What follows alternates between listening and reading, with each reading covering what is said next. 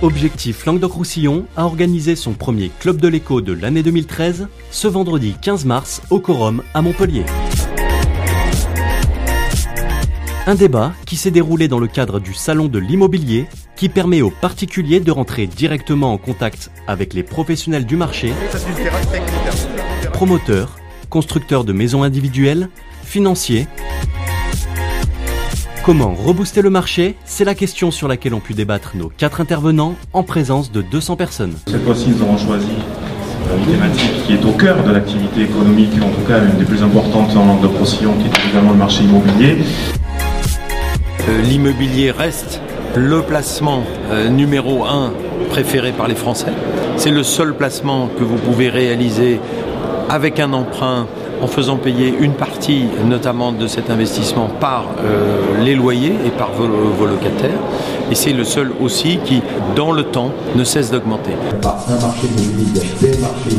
Il y a une vraie demande de nos clients sur le marché de l'immobilier. Il y a des projets immobiliers en ce moment. Nous sommes là pour les satisfaire. Et puis, à côté de ça, il faut absolument préserver un élément déterminant dans ce type d'investissement, ça s'appelle la confiance. Et si j'avais un message à transmettre au gouvernement, je crois que c'est bien celui-là. Il faut que les mesures soient simples, il faut qu'elles soient stables et durables, et il faut qu'on puisse les voir. C'est comme ça qu'on peut se les approprier, c'est comme ça qu'on peut les comprendre, et que donc on peut avoir cette communion d'intérêts et communion d'esprit. Moi, j'ai l'habitude de dire qu'un prix de marché, c'est ce qu'un acquéreur fait à payer un bien. Aujourd'hui, le marché, il est bloqué d'abord par la fiscalité, qui est trop élevée et qui est confiscatoire.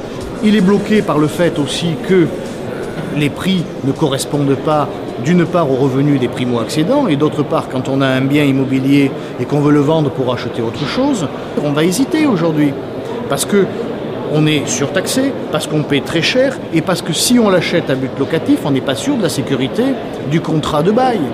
L'État, et que ce gouvernement, comme le précédent, n'arrête pas de mettre des coups de canif dans l'équilibre des relations entre les propriétaires et les locataires. Et ça, c'est dramatique.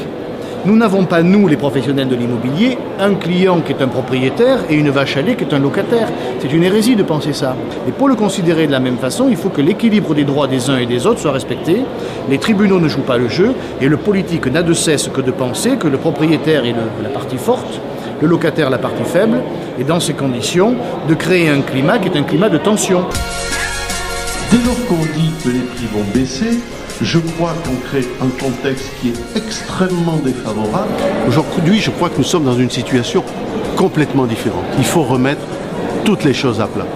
Et ne plus se contenter de faire un aspect de la politique, comme on l'a fait du temps du président Sarkozy, avec une politique d'aide à la demande, puisque sans avoir programmé l'offre de terrain qui allait avec, forcément on a fait monter les prix.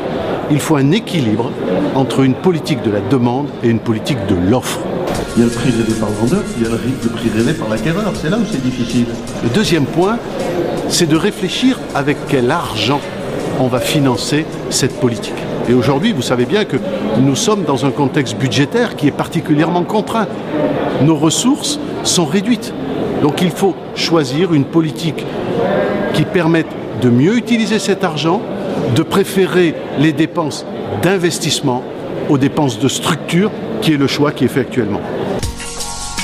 Aujourd'hui, les nouveaux systèmes qui sont aussi performants énergétiquement sont moins coûteux en charge. Vous savez qu'en 2012, on pensait ne pas avoir de dispositif d'investissement locatif.